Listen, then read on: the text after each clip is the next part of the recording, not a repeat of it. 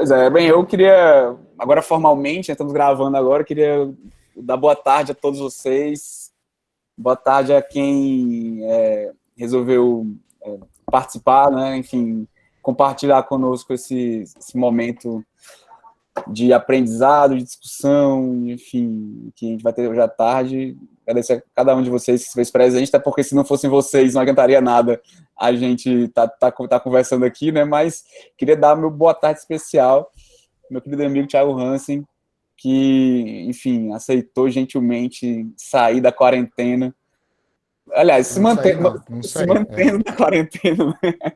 Nem Se me mantendo na fale. quarentena, mas viajando virtualmente alguns milhares de quilômetros para conversar conosco neste segundo encontro do NEDAP neste ano de 2020, né? E a nossa ideia, assim, sempre tento apresentar um pouco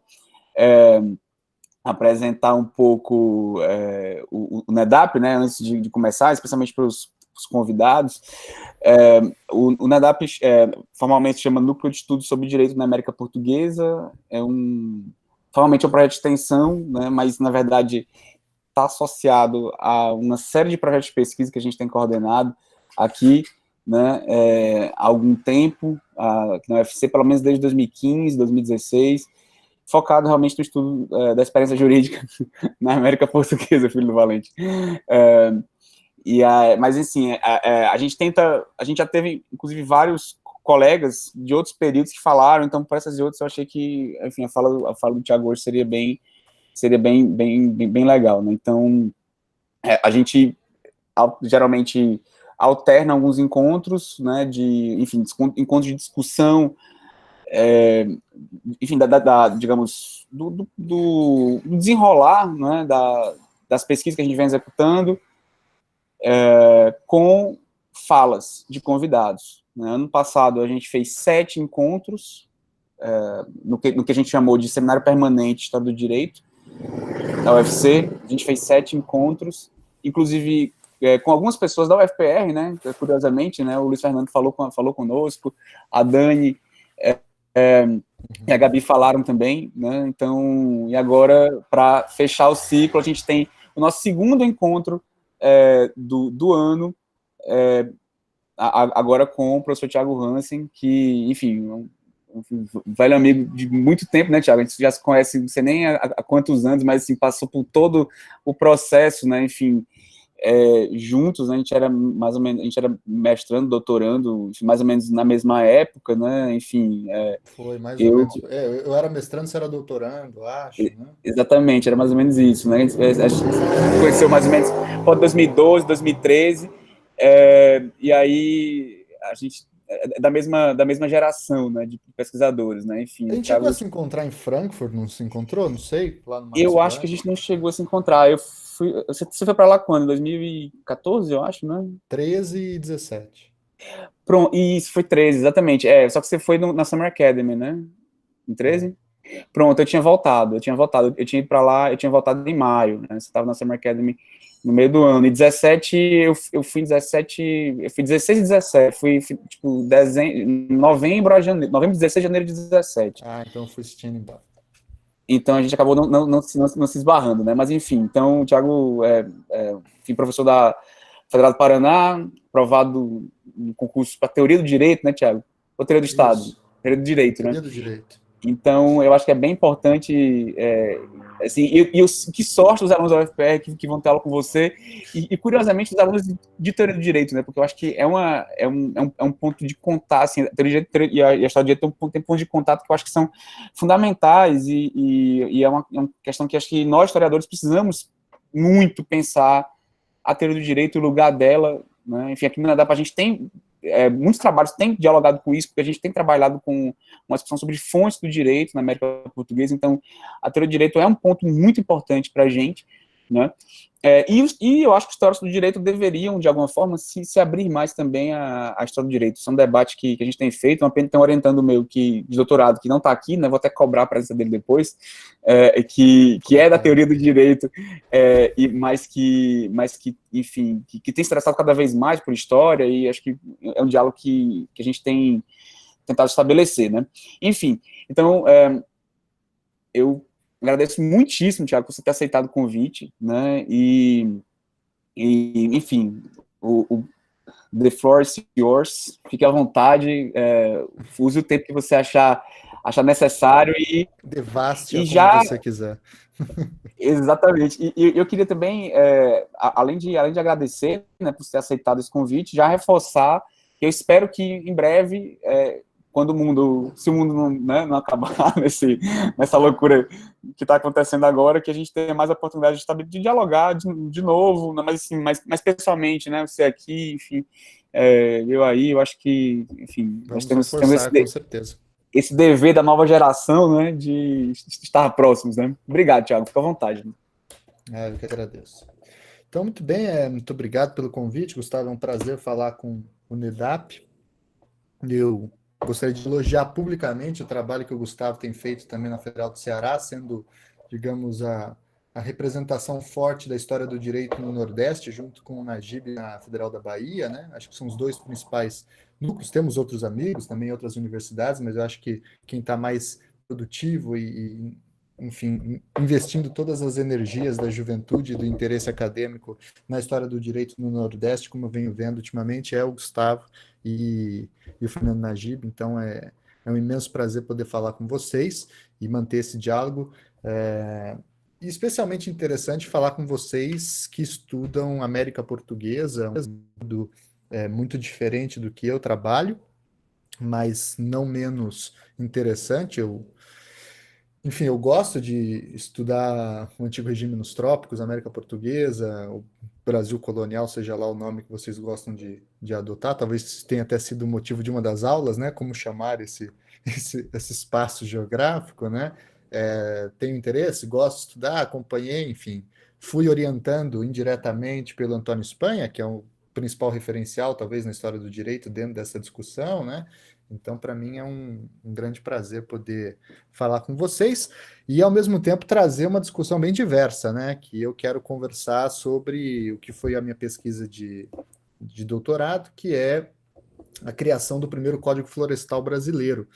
E, inclusive, gostaria de ver se, eventualmente, a gente consegue fazer alguns diálogos com, claro, não de continuidades, mas alguns parâmetros que a gente possa estabelecer com alguns debates sobre a América Portuguesa, porque existia também, digamos assim, uma reflexão jurídica sobre as florestas no antigo regime. Eu não sei em que medida isso acontecia no Nordeste brasileiro, mas no Rio de Janeiro, aqui em Curitiba, tinha um inspetor das florestas, né?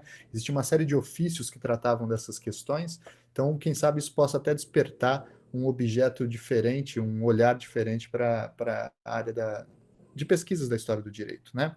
Bom, eu trabalho com o primeiro código, resolvi pesquisar o primeiro Código Florestal brasileiro, que é o Código de 1934, né?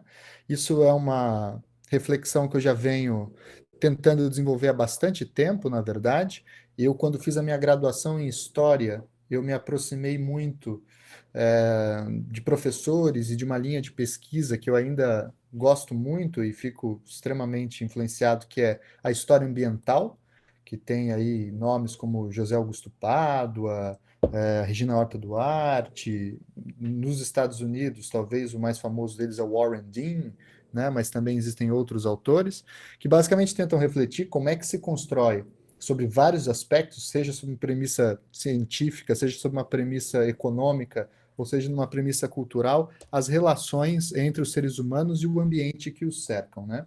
Então, isso eu acho que é um ponto interessante de se iniciar, digamos assim, né? Eu venho dentro da história do direito com um diálogo muito forte com a história ambiental, tá?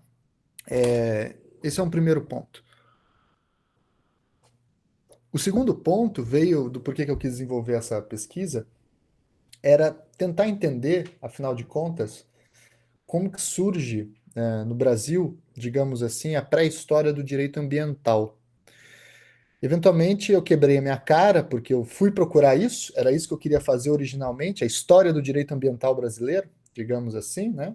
E, obviamente, a própria expressão direito ambiental já é relativamente anacrônica, se você colocar posicionado em qualquer período anterior aos anos 60 ou 70, talvez. Mas ainda que não houvessem os termos ou as palavras, é inegável que existia uma série de compreensões, de reflexões e de práticas jurídicas que tinham como objetivo relacionar-se com o ambiente, relacionar-se com as águas, com as florestas, com várias áreas da existência ambiental humana, e por que não, em alguns aspectos, protegê-la também, né? É, isso é uma preocupação desde sempre, é uma preocupação. Existem estudos medievais, por exemplo, sobre secas, sobre. A história ambiental revela muita coisa nesse sentido, sobre devastações, sobre pestes. Aliás, a epidemia triste que nós estamos passando pode ser tranquilamente no futuro, fruto de um estudo de história ambiental.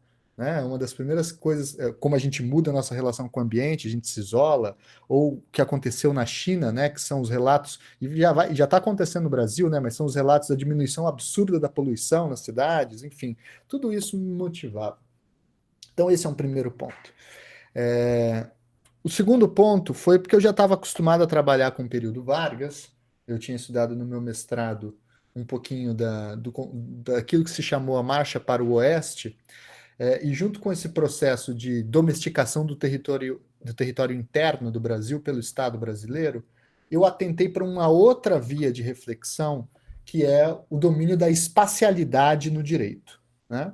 O direito é visto normalmente como assim, de uma forma muito errada, né, mas muito clichê, como uma espécie de ordenamento ou organização abstrata que incide sobre indivíduos e coisas, cujas principais referências se dão no tempo, antes e depois. Né? A temporalidade é muito estudada no direito, seja nos fenômenos da prescrição, decadência, né, etc. E espacialmente, o direito é muito pouco estudado. Ele tem alguma discussão sobre competência, mas é uma discussão quase indireta à espacialidade.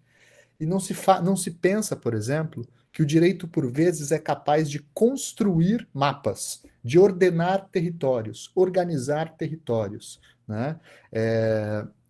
Quem nunca viu, por exemplo, uma foto, existem várias, que mostra, por exemplo, uma região absolutamente devastada, como um pasto, ou um campo, ou alguma coisa assim, uma linha reta perfeita, e do outro lado dessa linha, uma imensidão de uma mata. Né? Essa linhazinha frágil e que por vezes e tantas vezes é vilipendiada e ultrapassada, pode ser interpretado também como uma espécie de materialização do direito. É o direito que está segurando aquela linha. Né? Isso era uma coisa que me despertava. Como é que o direito gera efeitos concretos, materiais, no espaço, seja na ordenação das cidades, seja na ordenação do campo, do federalismo, das competências jurisdicionais, seja no controle, que era o que mais me preocupava, o que eu estava mais pensando, daquilo que nós podemos chamar de matéria-prima, de recursos naturais brasileiros. Né?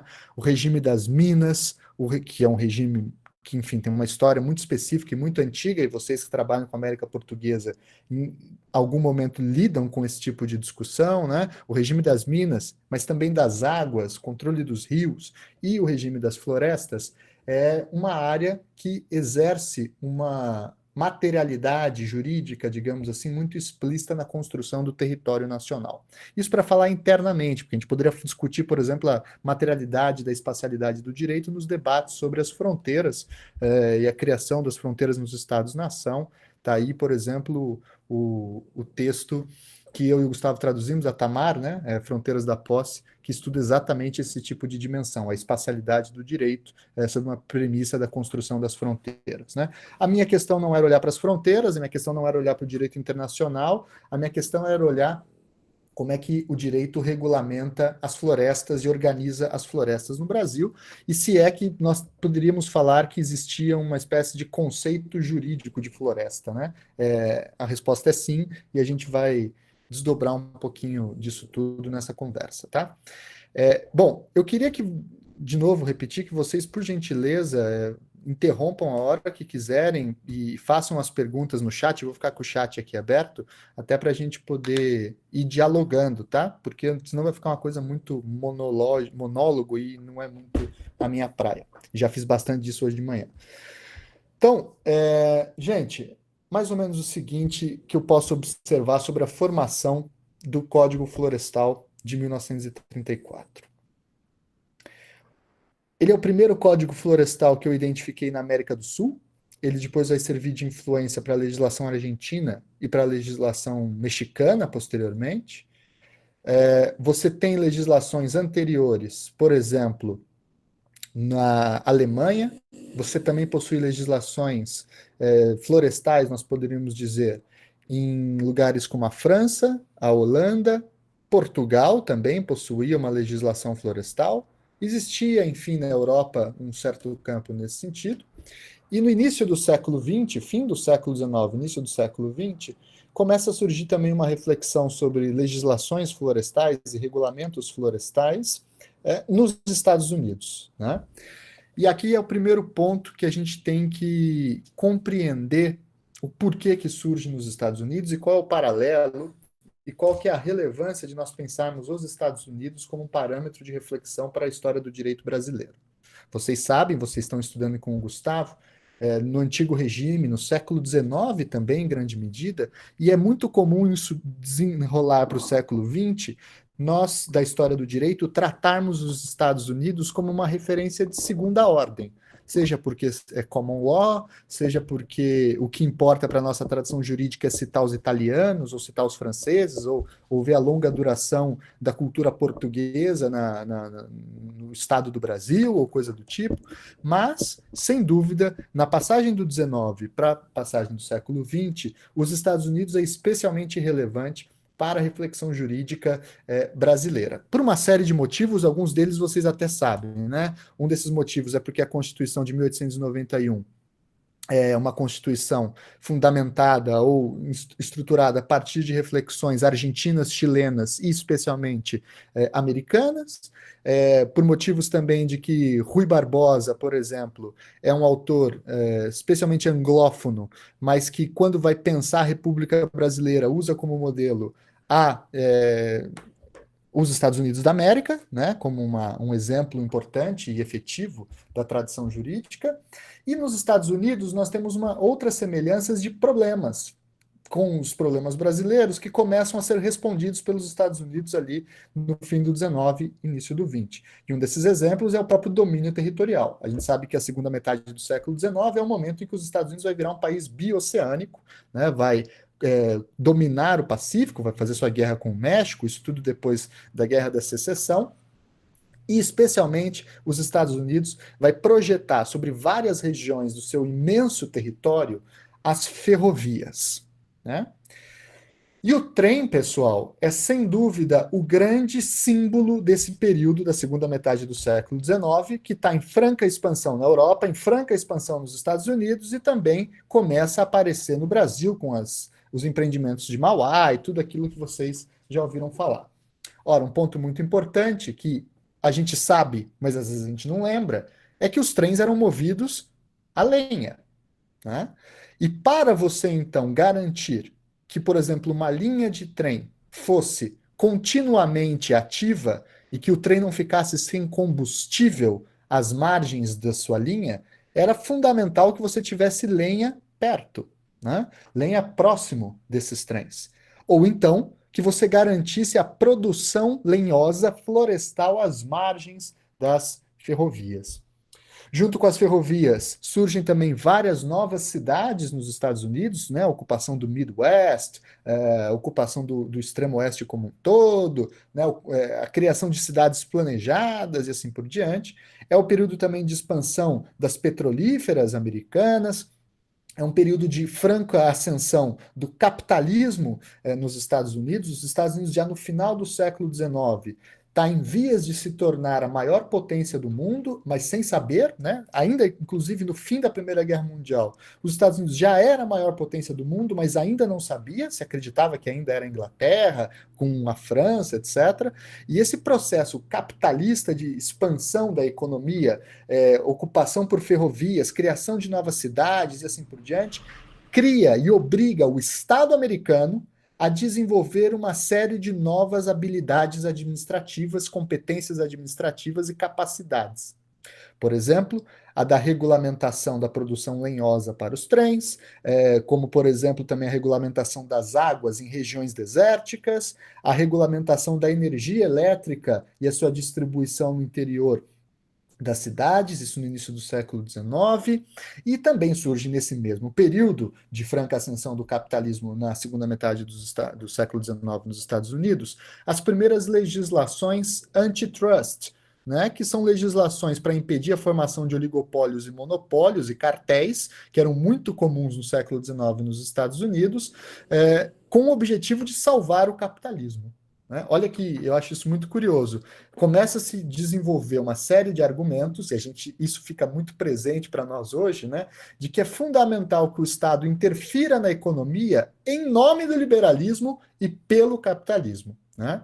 Esse processo de expansão das atividades administrativas para garantir a concorrência, para garantir o desenvolvimento econômico, impedir o surgimento de cartéis e assim por diante, vai ter como principais referências políticas no século XX, aí no início, na passagem do século XIX para o século XX, 3 presidentes americanos. Né?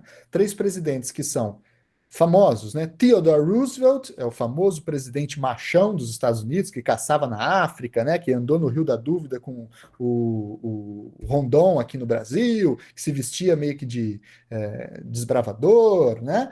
William Taft, outro presidente, e Woodrow Wilson, o jurista, né, professor de direito constitucional, se não me engano, ele tinha sido reitor de Princeton, que também vai ser presente nos Estados Unidos em sequência. Essas 3 presidências nos Estados Unidos vão ficar conhecidas na história como a era do progressivismo. Né? A era do progressivismo. Essa era de progressivismo tinha, então, como, repito, objetivos: expandir a atividade administrativa, modernizar atividades econômicas e, sobretudo, organizar e melhorar a qualidade de vida das pessoas nas cidades. Por que isso, gente? Porque nós estamos falando também, junto com esse processo de expansão do capitalismo nos Estados Unidos, a segunda metade do século XIX, o finzinho ali, início do século XX, vai ser também um período de recepção na América e também aqui no Brasil da ressaca da segunda revolução industrial. Isso vai acontecer um pouco antes na Europa e ainda está acontecendo. E que ressaca é essa? Aumento do custo de vida, aumento dos aluguéis, diminuição da qualidade de vida nas cidades, aumento das epidemias e das doenças, o contexto da revolta da vacina, por exemplo, de uma série de epidemias, aumento das migrações, internas, sobretudo, por exemplo, o início das migrações do Nordeste, da seca nordestina em direção a São Paulo, né? Uma série, então, de eventos que vão diminuir muito a qualidade de vida das pessoas e vão exigir novas soluções. Né? Agora as pessoas precisam de energia elétrica em casa, agora as pessoas precisam de água encanada em casa, agora as pessoas precisam melhorar a vida, que o Estado melhore o mínimo de condições da vida delas nas casas delas. Isso, então, acontece nos Estados Unidos e o impacto desse progressivismo é muito relevante no Brasil. Né? Esse é um ponto interessante. Vai ser relevante, seja sob uma prisma da teoria do direito, a chegada, por exemplo, do realismo jurídico norte-americano aqui no Brasil, Roscoe Pound e outros autores, o próprio Holmes mais adiante, mas é o caso do Theodore Roosevelt, alguns textos dele sobre política circulam no Brasil, e Woodrow Wilson também, com a ideia de Living Constitution, começa lentamente a circular no Brasil, além de uma série de outros juristas europeus que começam a desenvolver a necessidade de refletir outras atividades administrativas para o Estado. Né? É o caso, por exemplo, na Argentina, que vai receber missões jurídicas de franceses, né? Que vão produzir uma série de compreensões, como, por exemplo, o desenvolvimento da ideia de serviço público, de função social da propriedade e tantas outras matérias que obrigam uma convivência em sociedades que estão caminhando lentamente a se tornar sociedades de massas, não mais aquelas sociedades fundamentadas num ruralismo ou em pequenos cantões ou ocupações territoriais muito dispersas no território, mas agora volta-se a preocupação de viver em cidades hiperconurbadas, amplas, com muita gente, com uma dificuldade de vida muito evidente, né? Muitas pessoas vão falar disso no Brasil. Engenheiros vão falar disso no Brasil, especialmente. Militares vão falar muito disso no Brasil. E alguns juristas vão falar disso no Brasil. Entre esses juristas que vão conversar sobre essas questões, eu destacaria especialmente um que foi objeto mais profundo da minha pesquisa, que é um jurista famoso, foi ministro do Supremo Tribunal Federal, foi governador do estado do Rio de Janeiro, à época presidente de estado, né?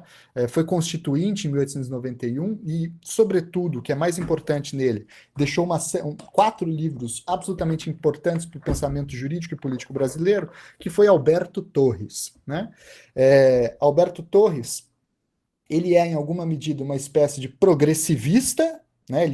Ele cita muita pouca gente nos livros dele, mas quem ele cita é, por exemplo, Theodore Roosevelt, Woodrow Wilson, esses caras. Ele cita alguns filósofos franceses, ele cita o Hatzel, na Alemanha, em especial, e isso é especialmente relevante. Eu sei que o Hatzel ficou com uma fama de ter sido aqueles que fundamentaram o nazismo, mas isso é também uma interpretação um pouco forçada para a mão do Hatzel, né? Porque quem vai de fato fundamentar geograficamente o nazismo é o Haushofer, que era jurista, inclusive, mas o Hatzel ele é basicamente alguém que vai começar a desenvolver uma série de compreensões e teorias sobre como as sociedades se desenvolvem no território, e ele vai desenvolver, por exemplo, a ideia de Lebensraum, né, espaço vital, que depois vai ser apropriado pelo nazismo, né, a ideia de que as sociedades se comportam em alguma simetria, digamos assim, com o desenvolvimento da natureza, né. Então havia essa ideia de que, da mesma forma que os humanos multiplicam e ocupam um território, é como a natureza se multiplica e ocupa um território, formando uma floresta, um campo ou algo do tipo, né.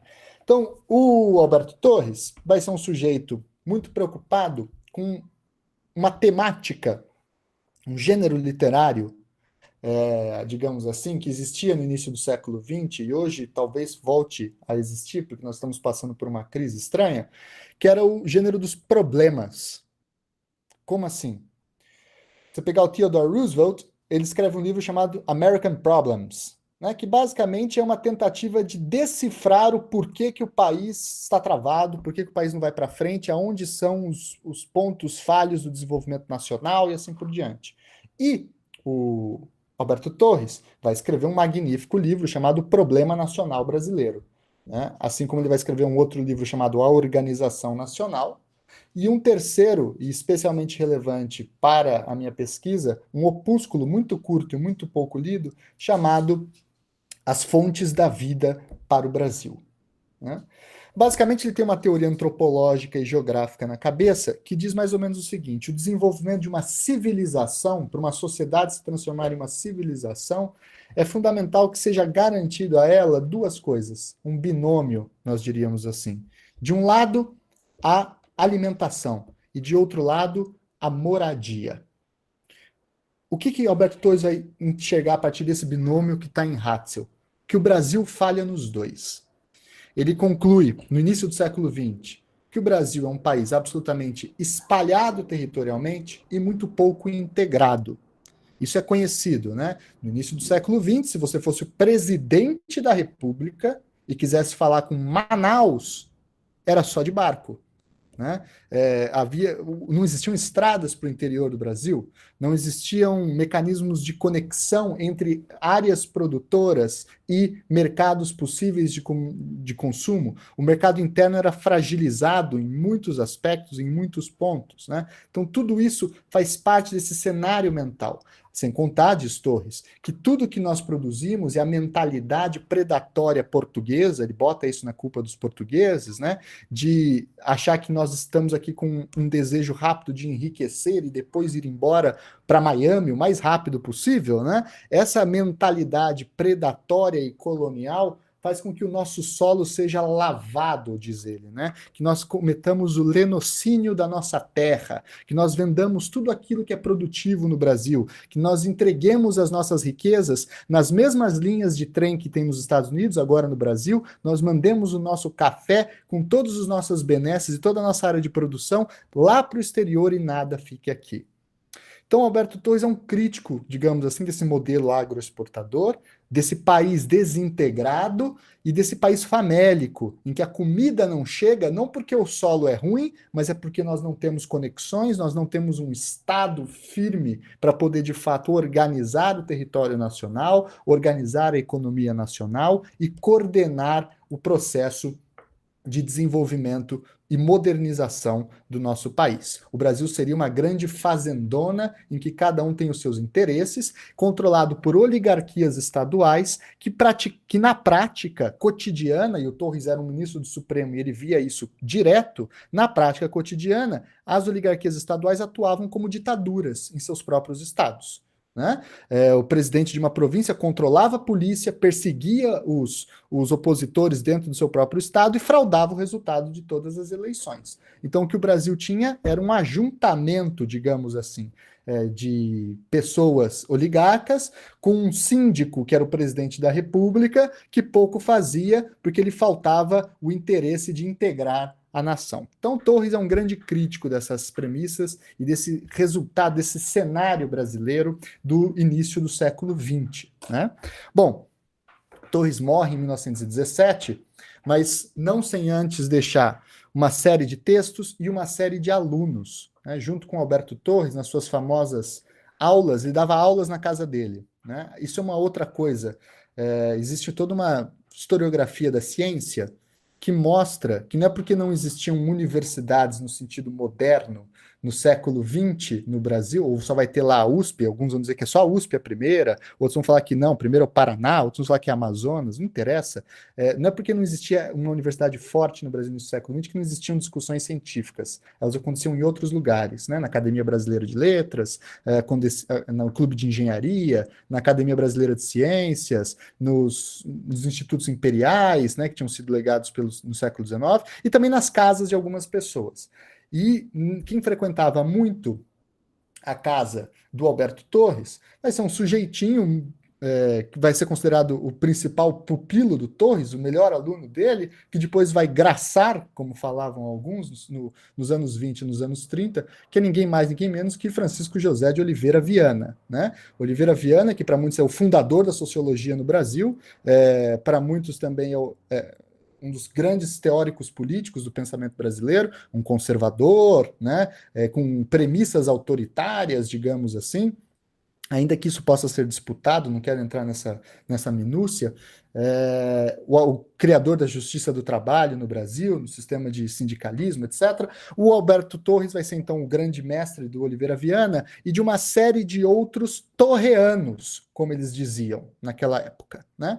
Então, nos anos 20, órfãos de Alberto Torres, uma série de estudantes e de jovens pesquisadores e intelectuais começam a graçar. Parte desses intelectuais, como disse Oliveira Viana, mas não fica só entre eles. Pontes de Miranda era um sujeito que lia Alberto Torres também, discutia Alberto Torres, entre tantos outros, Temístocles Brandão Cavalcante, mas especialmente um grupo de militares que vão adotar, digamos assim, a doutrina torreana como fundamento para sua prática política.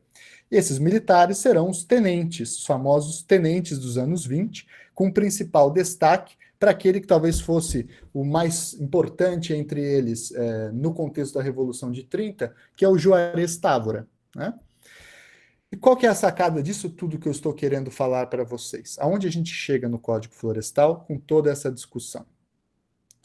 Quando acontece a Revolução de 30, cria-se o governo provisório, Getúlio Vargas convoca, ele baixa um decreto que convoca as chamadas comissões legislativas revolucionárias, cujo objetivo era reordenar todo o direito brasileiro, fazer um novo código para todas as áreas, né? E cada um desses códigos seria coordenado por um ministério que estivesse afeito aos seus interesses, né? Então, o Código Penal e o Processual Penal é discutido dentro do Ministério da Justiça e assim por diante. E o Código Florestal, o Código de Águas, o Código de Minas vão ser, então, coordenados e escritos e desenvolvidos dentro do Ministério da Agricultura. E quem era o ministro da Agricultura de 1931, fim de 31, início de 32 até 1930, fim de 34, início de 35? Juarez Távora, né? O líder dos tenentes. Ele assume, portanto, o seu cargo como ministro da Agricultura, convoca uma série de torreanos para compor o ministério, e aqui a gente tem que entender uma outra coisa, né? O Ministério da Agricultura não era um simples Ministério da Agricultura que defende os interesses dos produtores rurais, como é para nós hoje, né? Não era assim. Quem defendia os interesses dos produtores rurais clássicos no Brasil eram as secretarias estaduais de agricultura. O Ministério da Agricultura, desde os anos 20, desde as críticas à oligarquia da Primeira República, começa a ser ocupada por um grupo de intelectuais e políticos chamados de ruralistas, e esse nome ficou mal hoje, né? Mas os ruralistas daquela época, vejam só, eram os progressistas na lógica da agricultura, porque o que eles queriam era aumentar a produção interna, diversificar a produção e produzir para a fome, para alimentar o próprio povo, né? Então, de fato, eles tinham uma visão muito diferente dos produtores rurais, né, os latifundiários. Vamos opor latifundiários a ruralistas dentro desse contexto, por mais que hoje em dia as duas coisas para nós estejam misturadas, né? Então, o Ministério da Agricultura, ele vai ser também, além desse espaço de reflexão sobre a produção agrícola nacional, ele vai ser imediatamente e de fato um dos ministérios mais importantes para a ciência nacional, porque boa parte dos cientistas brasileiros eram funcionários do Ministério da Agricultura. Quando se cria o Ministério da Educação e Saúde, aí, depois, parte desses intelectuais vão lá para o Ministério da Educação. É o caso da turma do Museu Nacional, por exemplo. Mas eles nunca deixaram de ter uma íntima relação com o Ministério da Agricultura. E qual que era a preocupação do Ministério da Agricultura na produção de um código florestal? Esse aqui é o ponto inicial que eu queria refletir com vocês. Por que foi feito um código florestal? Bom, a discussão sobre a necessidade de uma legislação florestal, ela data mais ou menos do início, 1904, 1905. Depois é proposto um projeto de lei que seria o primeiro Código Florestal em 1915, 16, pela batuta de um jurista e fundador de Belo Horizonte, o Augusto de Lima. O Augusto de Lima, ele não consegue emplacar essa legislação, mas ele consegue transmutá-la para um projeto que se transforma em 1921 no Serviço Florestal Brasileiro, que existe até hoje, né? Uma cópia do Serviço Florestal dos Estados Unidos, inclusive, que tinha sido criado durante o governo do Theodore Roosevelt. E esse serviço florestal, naquele primeiro momento, naquela primeira reflexão, era basicamente um serviço de proteção estética das árvores. O Rio de Janeiro estava vendo cotidianamente as árvores sendo derrubadas nos morros, isso gerava crises, por exemplo, de desabamentos, erosões, e especialmente muitas pessoas ficavam horrorizadas com árvores centenárias ou muito velhas sendo destruídas sem qualquer tipo de proteção. Então, começa-se a ter uma discussão inicial dessa reflexão dentro de uma premissa ainda um pouco estética, que nós poderíamos chamar de preservacionista, né? A natureza possui um valor em si mesma, né? Não como um valor secundário à humanidade, mas deveria ser preservada por si mesma. Com a chegada do Juarez Távora ao Ministério da Agricultura, somado a essa reflexão preservacionista, chega uma reflexão que aí vem lá dos Estados Unidos, do Theodore Roosevelt e outros, que é a reflexão conservacionista, que é um conceito americano, conservationism, ou conservatism, o que é muito legal porque dá para fazer várias relações entre isso e conservadorismo, e as coisas parecem mais próximas do que a gente imagina no primeiro momento, né? Que basicamente é uma teoria que diz o seguinte: a função do Estado é garantir os meios de existência e reprodução da vida para as próximas gerações. Portanto, a função do Estado é garantir que nenhuma geração possa destruir todos os bens e não permitir com que as próximas gerações tenham como usufruir desses mesmos bens.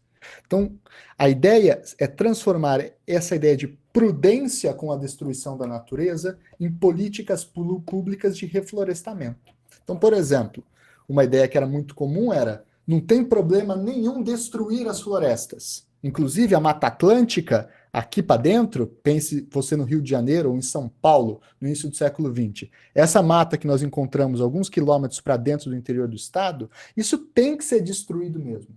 Tem que ser destruído porque é uma mata heterogênea, é uma mata pouco aproveitável economicamente, é uma mata muito estranha, que tem muitas doenças, que tem muitos animais peçonhentos, é uma mata que não contribui com a higiene das populações, que desenvolve pragas e assim por diante. Então, é importante que, vejam só, que o Estado devaste essas florestas, derrube essas florestas, mas que ele plante florestas diferentes no mesmo lugar. Porque o que a gente não pode é ficar sem floresta. Por que a gente não pode ficar sem floresta? E aqui é a chave de interpretação. Porque se nós ficarmos sem floresta, a gente fica sem lenha. É especialmente isso. E ficar sem lenha significa ficar sem trem, significa ficar sem energia elétrica para muitos lugares, significa ficar sem o mínimo de indústrias que existiam no Brasil, e assim por diante. Eu vou dar um dado aqui só para vocês terem uma ideia.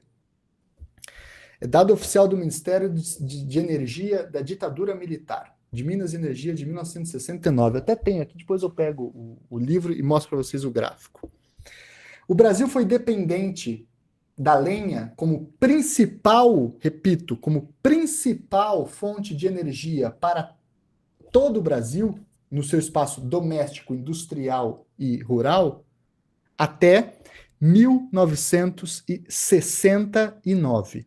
Repito, 1969. É só a partir de 69 que o petróleo supera a lenha em termos de produção de watts de quilojoules, eu não lembro lá qual que é a unidade de medida, para a produção energética industrial nacional.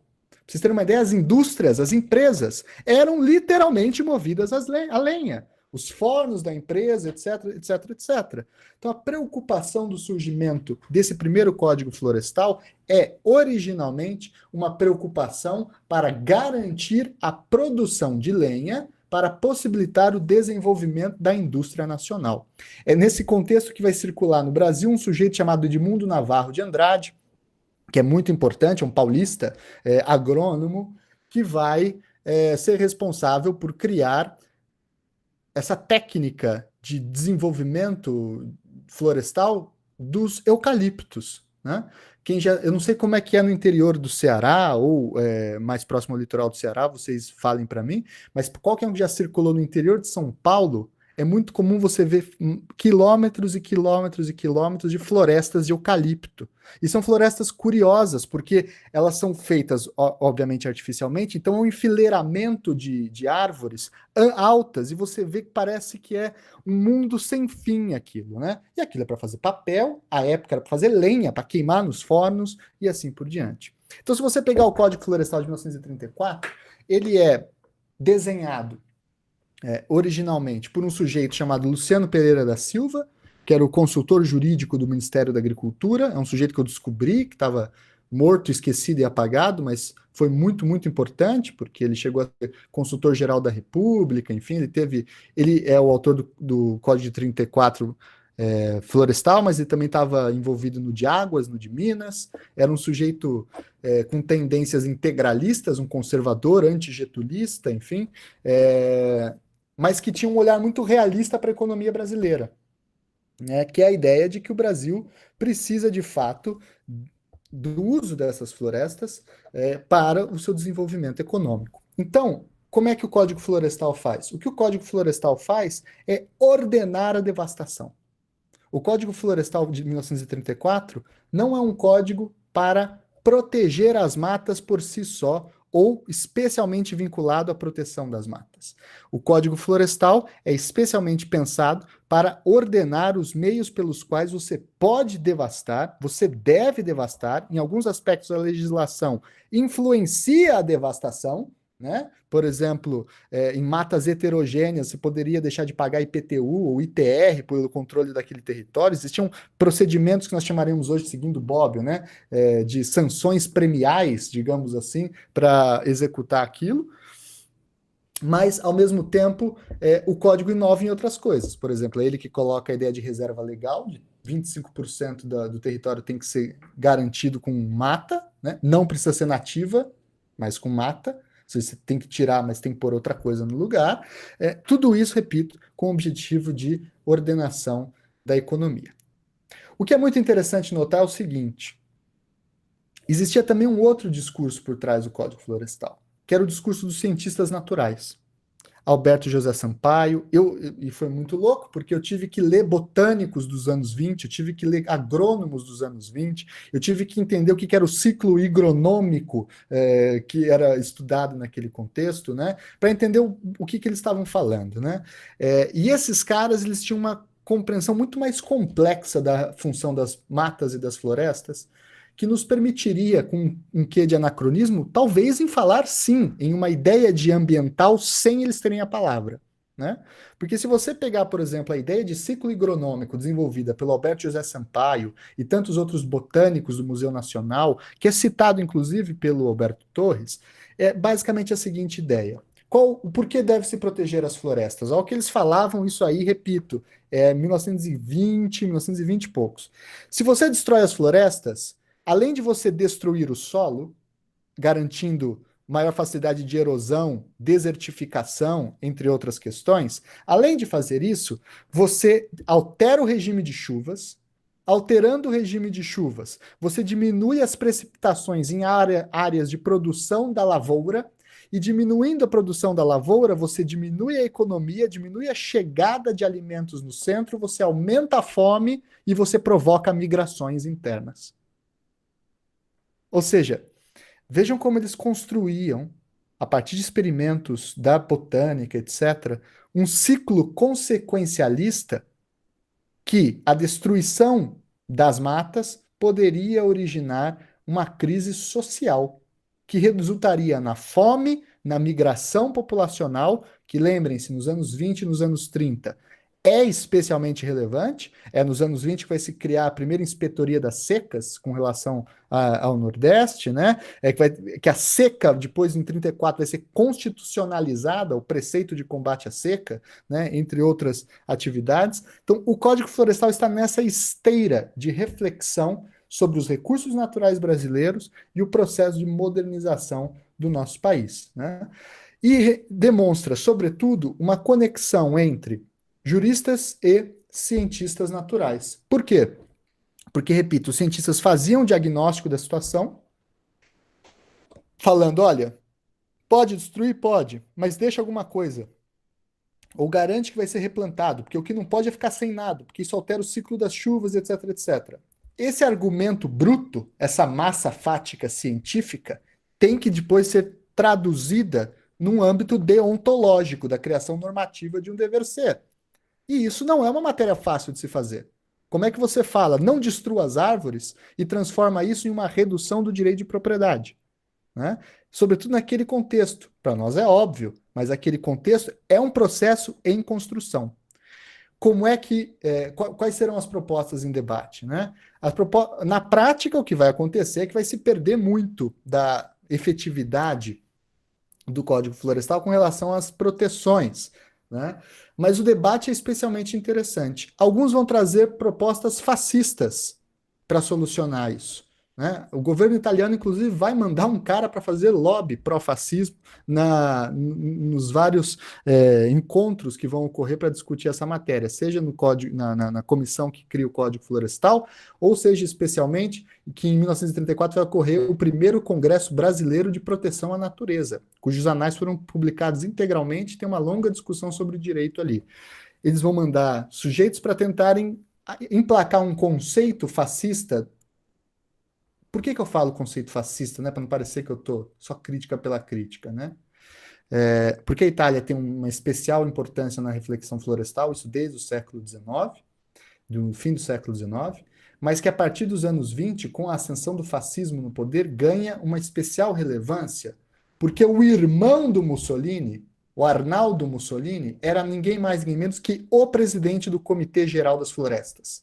Né? Ele era o cara que desenvolvia essa legislação, ele era um jornalista muito relevante no debate público do fascismo, e ele é o cara por trás disso. Né? Então era muito comum difundirem no mundo todo as ideias do fascismo com relação a várias matérias, e entre essas várias matérias, as matérias sobre direito florestal. Isso vai tentar ser emplacado, não vai dar certo.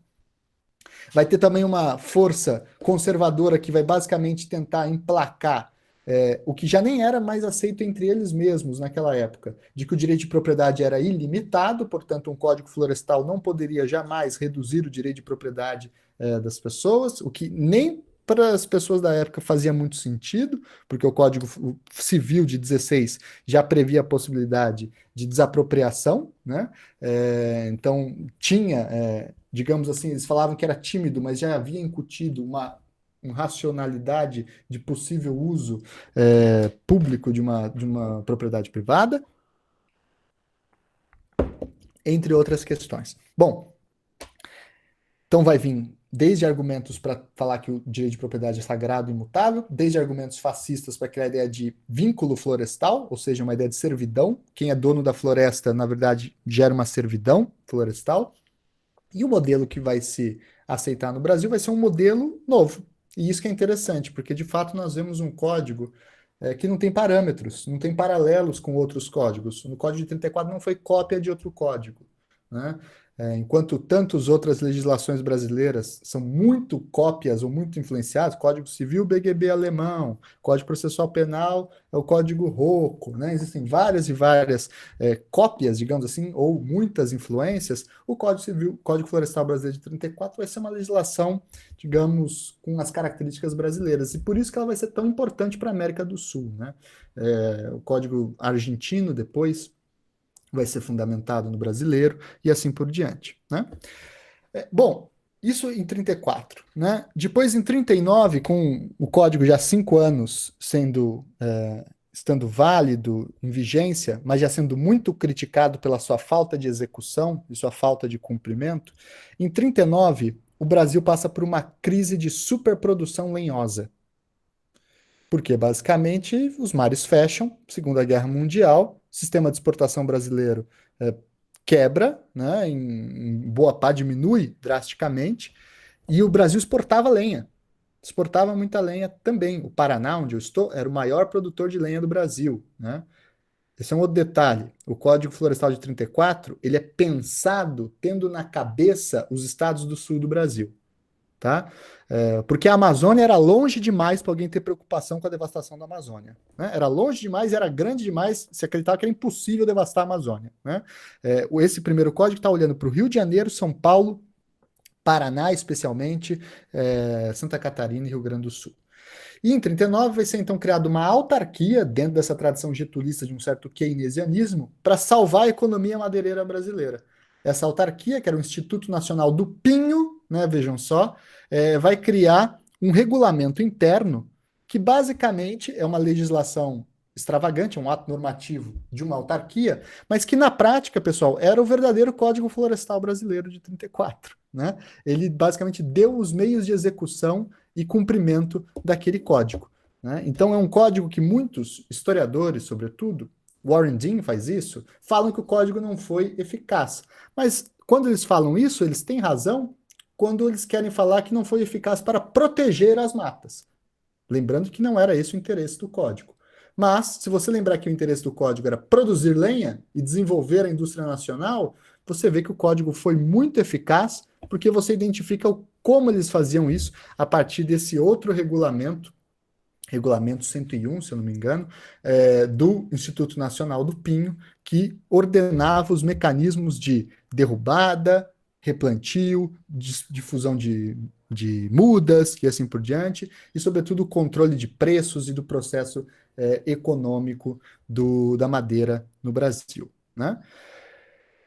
Por fim, para eu abrir a conversa para vocês, que eu quero que vocês interajam também, né? O Código Florestal, portanto, ele reflete, na verdade, um processo mais amplo de desenvolvimento brasileiro, que é nós poderíamos dizer, o processo de formação de um direito industrial para uma sociedade que está paulatinamente se afirmando como industrial. Não mais aquela sociedade vinculada exclusivamente à produção agrária, não que ela deixe de ser, mas que além da produção agrária, tem preocupação com produção energética, com regulação do trabalho, com regulação de uma série de experiências da vida cotidiana que nós simplesmente não relegamos nesse primeiro momento ao direito, mas o direito estava ali. É por isso que é possível até falar também, cometendo talvez alguns riscos, né, que o direito florestal, junto com o direito de Minas e o direito das águas, no início dos anos 30, formam uma estrutura que depois vai se desenvolver nos anos 50 e 60, que é, digamos, uma linha dorsal ainda muito tênue, tanto do direito ambiental, que será lá nos anos 70, mas especialmente do direito econômico, né, e o desenvolvimento industrial do Brasil, né? Então havia essa vinculação bastante interessante de se pensar, né? É, gente, eu acho que ficou algumas coisas meio confusas, mas eu quero ouvir vocês, deixar aberto para a gente dialogar e debater mais sobre quais são as relações entre Código Florestal e industrialização no Brasil, funções do Estado e assim por diante, tá? Vamos lá. Não sei se ficou claro, Gustavo. Quando a gente fala da própria pesquisa, a gente sempre esquece de umas, fala de outras, né? Não, eu achei, assim, achei fantástico. Na verdade, eu não tinha lido, não li a sua tese, né? Enfim, não tive Tem a mais o chance. que fazer, né? Não, eu tenho outros períodos, né? Exato. Feliz e infelizmente, né? Mas assim, eu acho, enfim, eu tenho uma série de perguntas aqui, a gente vai abrir, né? Mas assim, eu queria só registrar que, de fato, é fascinante a forma como você estruturou esse olhar, na verdade, né, para o Código Florestal como instrumento de desenvolvimento, né? Quer dizer, dentro de um contexto de um desenvolvimento protagonizado pelo Estado, né? Quer dizer, as florestas são pensadas a partir dessa ótica, né? Quer dizer, a partir desse paradigma, né? Enfim, de fato isso chamou muita atenção para mim. Fiquei realmente muito curioso, assim. Mas enfim, eu tenho outras perguntas, mas eu vou deixar, enfim, para depois, né? Assim, alguém quer começar? Alguém quer fazer alguma Quebrou o consideração? gelo, agora o pessoal fala. Ah, você falou que o Juarez Távora é cearense, né? Não só cearense, como era conhecido como vice-rei do Norte, né? Foi ele que tomou o Exato. Nordeste inteiro na Revolução de 30. Exatamente, né? Enfim, por pouco não ganhou a eleição presidencial de 55, né? Enfim, ainda quis dar um golpe, né? Uma boa tradição, uma boa tradição militar, né? Mas é uma boa lembrança. Enfim, você tem alguma consideração que você queira fazer a partir das perguntas? Primeiro, Eu alguém vi quer que o falar Ítalo logo? escreveu uma pergunta aqui, né? Ele fala sobre a questão dos crimes florestais e assim por diante, né? É possível afirmar que no âmbito municipal e estadual as polícias locais reprimiam os crimes florestais? O governo federal na época realizou de fato a coordenação das atividades dos poderes estaduais e municipais? As polícias estaduais tinham estrutura e organização para o combate aos crimes florestais? Vamos lá, Ítalo, são várias perguntas, né? Primeira pergunta sobre o âmbito municipal e estadual depende, não tem uma teoria geral, né? No Rio de Janeiro, por exemplo, que era o Distrito Federal, você vai ter uma reprimenda crescente à destruição florestal, porque era o Distrito Federal, né? Em outras regiões, muito menos. São vários os relatos de fraudes, de não cumprimentos do código ou de subornos, né? Porque o código cria a figura da polícia florestal, né? E os estados deveriam empenhá-las, né, produzi-las, só que acaba não fazendo e aí sobra para a polícia militar o dever de fiscalizar, coisa que também não vai muito acontecer. Ainda que em algumas regiões você tem, por exemplo, no Rio Grande do Sul, alguns relatos de fiscalização, você encontra em algumas delegacias do interior do Brasil, do interior aqui do Sul, boletins de ocorrência desses crimes florestais, mas sempre contra pessoas pobres e também como um mecanismo de desapropriação territorial de poceiros, né? Então, além de poceiro, o cara está destruindo a floresta, então vamos removê-lo daí logo e ainda prendê-lo, né? Havia muito essas práticas, né? Se o governo realizou de fato a coordenação das atividades, né? O governo criou o Conselho Florestal Federal, que foi inclusive presidido pelo Luciano Pereira da Silva, que promoveu uma série de propostas para combate e fiscalizações. Quem está estudando, tem um amigo meu que está estudando especificamente o Conselho Florestal Federal, não doutorado em História lá na UFRJ, mas ainda assim a gente sabe que os estados replicavam essas mesmas entidades. Então existiam conselhos florestais estaduais, mas cuja a prática a gente ainda não conseguiu fazer uma investigação muito precisa, não só eu como ninguém, porque não se acha muito essa documentação, muito se perdeu de vez, mesmo no fundo do Ministério da Agricultura, no Arquivo Nacional, a gente não acha. Os relatos das atas da construção do Código Florestal eu só encontrei na imprensa, por sorte, mas é muita pouca coisa que você consegue achar, tá? Então, assim, tinha uma outra parte fundamental que eu esqueci de contar e que o Ítalo muito bem lembrou com essa pergunta. E talvez isso interesse você também, Gustavo. Na reunião, na última reunião, que vai então pôr o ponto final no Código Florestal, o presidente dela, o autor do Código Florestal, Luciano Pereira da Silva, ele fala o seguinte: não vamos pôr na nossa cabeça a ilusão de que esse código será cumprido, porque nós sabemos que isso será muito difícil de acontecer. Isso me deu um start, né? Por que um start? Porque, primeiro, quem é que no último dia, na última reunião, quando vai entregar o trabalho, assume de antemão que pode ser que esse trabalho tenha sido em vão? Ninguém faz isso. O cara até mente, né? Falando, não, esperamos agora um período de esperança, né? E melhora. Não, ele é muito duro e muito seco. Por que isso? Aí eu fui entender.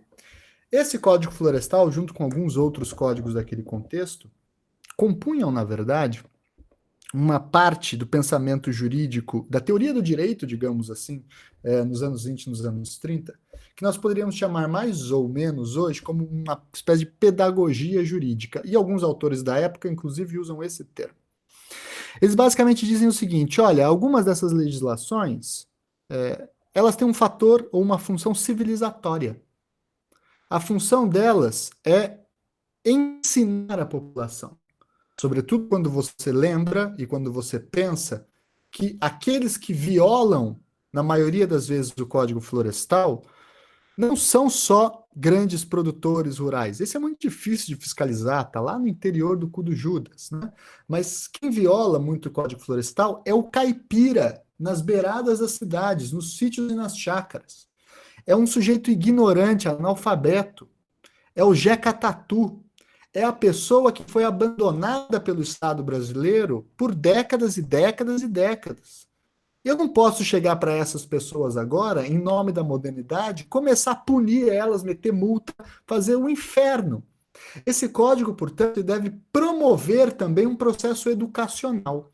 É por isso que o Ministério da Agricultura, por exemplo, tinha uma editora que difundia revistas sobre plantação, sobre agricultura, sobre técnicas agrícolas, que também incluíam preocupações conservacionistas. E essas revistas chegavam em vários lugares do Brasil. A gente tem coleção completa aqui. Enfim, não era uma coisa muito impossível de acontecer, né? Então, havia essa dimensão de que algumas legislações não podem ser entendidas simplesmente pela lógica liberal, digamos assim, de comando, obrigação, obediência, aceitação. Mas elas devem ser entendidas dentro de uma premissa, digamos assim, de desenvolvimento cultural da sociedade, né? Quem trabalha muito isso, essa ideia, é esse cara aqui, ó. É bom que a gente está de vídeo e eu estou em casa, vocês conseguem enxergar. Deixa eu achar. Aqui, ó. Não sei se vocês enxergam aí, o nominho aqui, ó. É o Gil Duarte, A Paisagem Legal do Estado Novo. É um texto feito pela José Olímpio, que era uma editora acho que existe até hoje, não tenho certeza, mas é uma editora que era governista no Estado Novo, e ele tem um capítulo aqui que é especialmente dedicado à ideia de pedagogia jurídica, ou seja, a ideia de que algumas legislações, algumas produções jurídicas têm a função ou o dever de ensinar e civilizar o brasileiro, tá?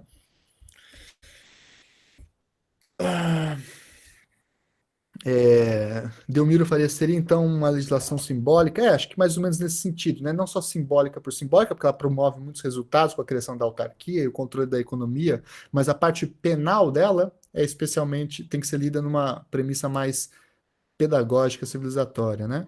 E o Ítalo ainda pergunta, também havia alguma ideia de que a repressão dos crimes florestais era crimes de menor importância?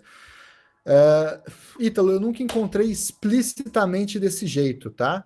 Pelo contrário, né? Na maioria dos textos que você encontra sobre processo de codificação, todo mundo quer falar que o seu objeto é o mais importante de todos e que os seus crimes são os crimes mais perigosos do mundo e coisa e tal, né? Então eu não encontrei assim, não, mas são criminhos menores. Mas nesse sentido, não. Mas o que eles entendiam é que quem estava cometendo um crime era um incapaz na prática. Era um caipira ignorante, era essa visão que o Ministério da Agricultura tinha para o sertanejo brasileiro, né, para o povo do interior. Um bando de gente desdentada, doente, um bando de gente sem alimento, fazendo migrações forçadas. É a família do Vidas Secas, entendeu? Essas pessoas que destruíam as árvores, é isso que eles estão pensando. São essas pessoas que derrubam as árvores. Como é que eu vou simplesmente puni-las, né? Então eu não posso simplesmente chegar lá e puni-las. Eu tenho que dar um jeito de civilizá-las, né? Por mais perigoso que seja também essa expressão, né? Mas eu acho que é mais ou menos por aí.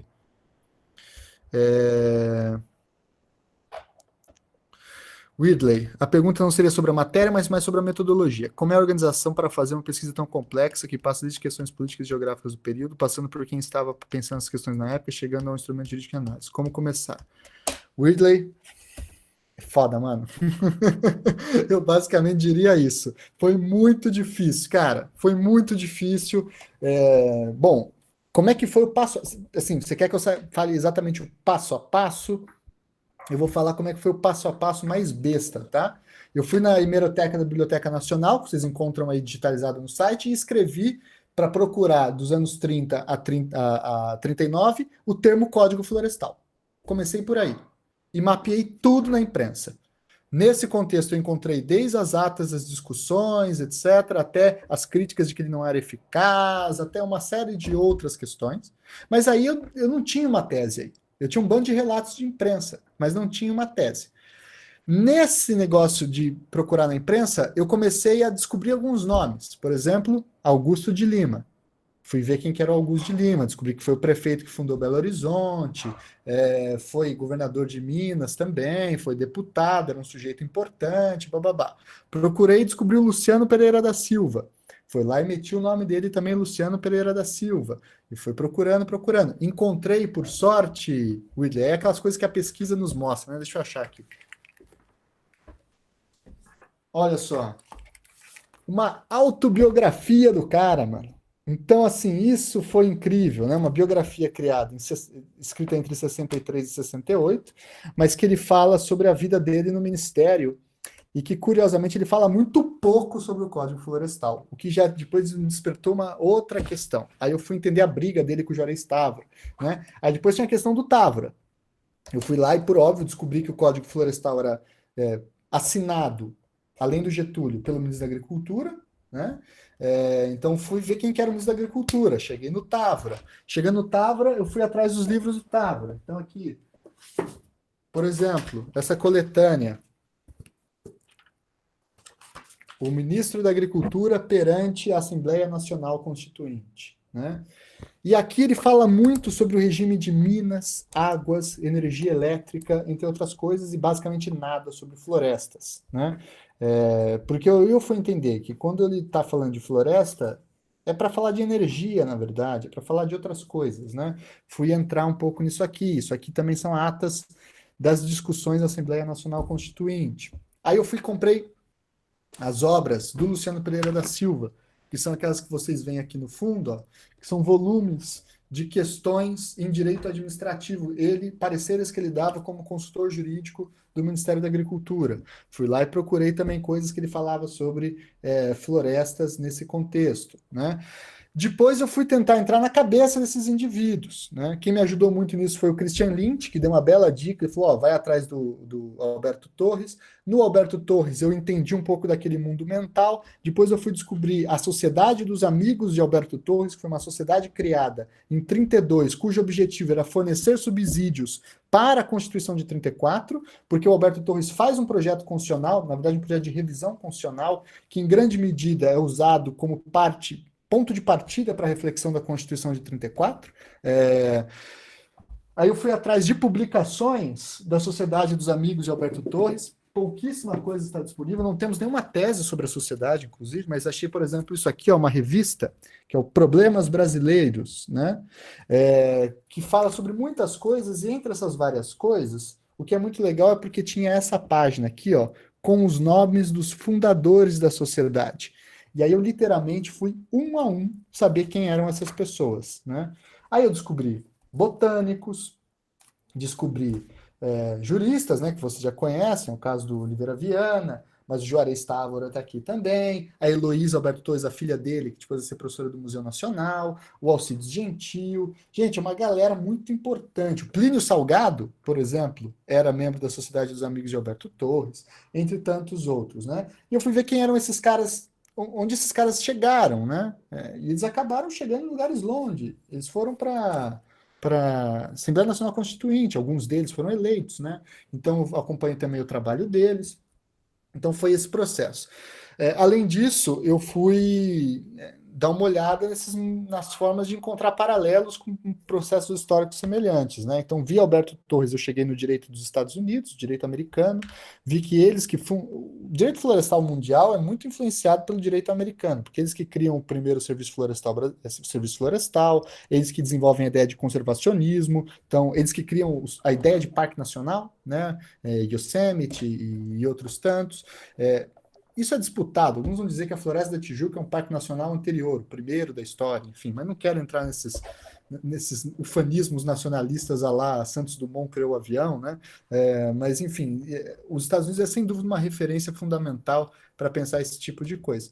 E aí as coisas foram indo, né? Depois encontrei os textos sobre Alberto Torres, depois fui atrás de entender qual que era a lógica do direito público nesse contexto, que o direito público deveria ser mais do que simplesmente um mecanismo para proteger o indivíduo contra a ganância do Estado, mas deveria ser também um Estado que promove coisas, que faz coisas, que age positivamente, né?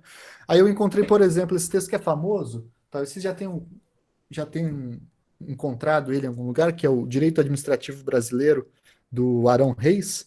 O Arão Reis é um engenheiro, né? É um engenheiro que escreve um manual de direito administrativo, se liga só, né?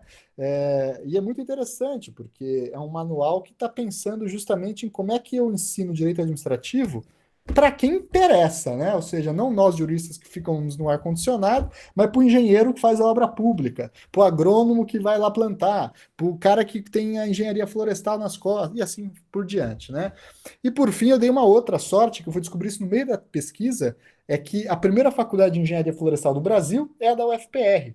Né? E também fui descobrir que o Paraná era o maior produtor de lenha do Brasil. E aqui é onde acontecia tudo. Né? O Instituto Nacional do Pinho, a sede era aqui. Isso eu não sabia mesmo. Né? Então foi uma coincidência do caceta que foi juntando. Eu fui na biblioteca da UFPR, tem todas as obras raras que você pode achar, inclusive o primeiro manual de direito florestal do Brasil, que foi escrito pelo Osni Duarte Pereira, né, que estudou aqui na UFPR, foi juiz no Rio de Janeiro, foi cassado pela ditadura militar, é o atual nome do prédio do Tribunal de Justiça do Rio de Janeiro, e também um grande comunista, né, escreveu textos sobre direito em Cuba, na China, na União Soviética, e é o autor do Código Florestal de 65, que é uma outra coisa que eu quero descobrir, como é que o cara é cassado, exilado e ainda usam o projeto dele em 65 como código da ditadura, né? Ou seja, o cara ia ser bom mesmo, tiveram que engolir, né? Mas enfim, é mais ou menos. Não sei se eu te respondi, a gente poderia ficar muito tempo falando sobre isso.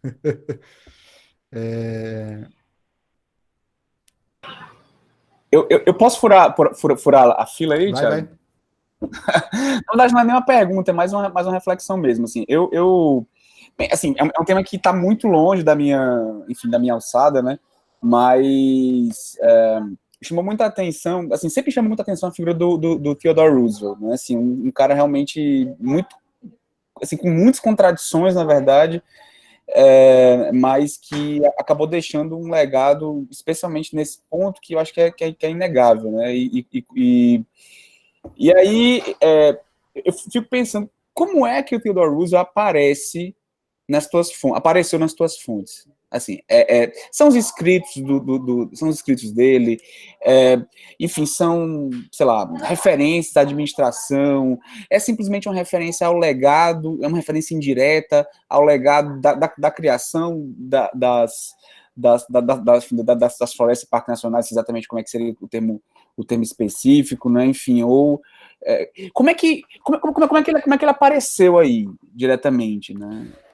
Quem cita o Theodore, na tese mesmo eu não fico falando muito do Theodore Roosevelt, né? Talvez na apresentação tenha aparecido que ele é o personagem central e exclusivo, né? Mas quem cita poucas vezes mesmo é o Alberto Torres, né?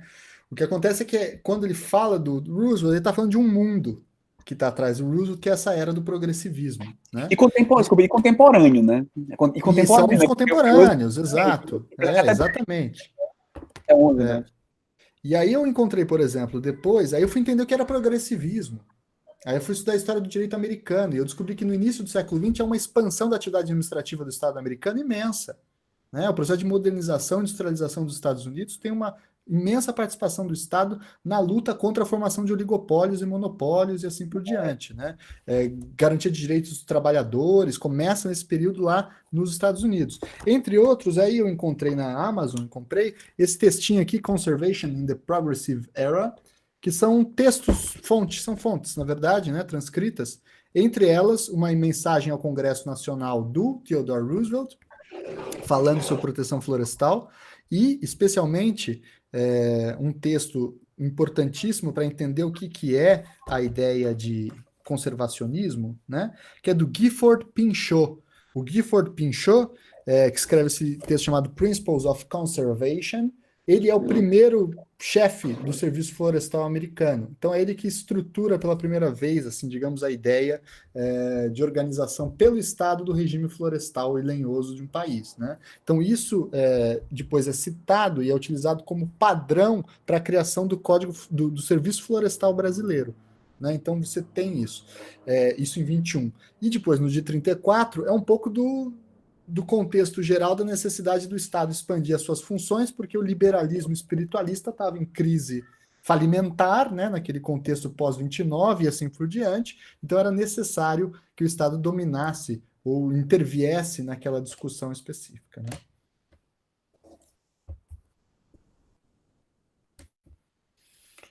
Vamos lá, vamos lá, vamos lá. O Ítalo. Peraí, deixa eu ver. Aqui. Mas de fato eram essas pessoas caipiras que provocavam a maior parte da derrubada. Na página 96 há uma charge. Essas charges são incríveis, né? Depois eu poderia mostrar elas, né? Contra as selvagerias Rebenque. Havia essa dimensão de estímulo à violência física contra quem promovia derrubadas. Ítalo, você sabe que essa charge, na verdade, ela é irônica, né? Porque é isso. Você tinha essa discussão sobre os caipiras que derrubam as florestas e sabia que o grande problema da devastação era a ignorância, né? E a crítica era justamente essa: como é que a gente vai tratar a ignorância com um chicote, com um rebenque, né? Então havia um pouco dessa crítica também, né? Existem outras, tem uma charge especialmente interessante que eu até gostaria que fosse a capa da tese um dia que eu publicá-la, né? Que se alguém achar, você que está com a tese aberta aí, Ítalo, é uma das últimas, que é uma mulher, é, uma charge de uma mulher escrava, negra, na verdade, não sei se escrava, mas ela tem o cabelo, assim, ela está sendo com o cabelo raspado, né? E o cabelo dela é de perto, na verdade, uma floresta. E o que está sendo raspado ali é um braço escrito devastação, negociatas, né? E coisa do tipo. Então havia uma crítica também de que o descuido da natureza fazia parte da incapacidade do Estado Nacional assumir a sua condição de administrar e desenvolver o país para os brasileiros e pelos brasileiros, né? Eu acho que é bem interessante de entender isso também.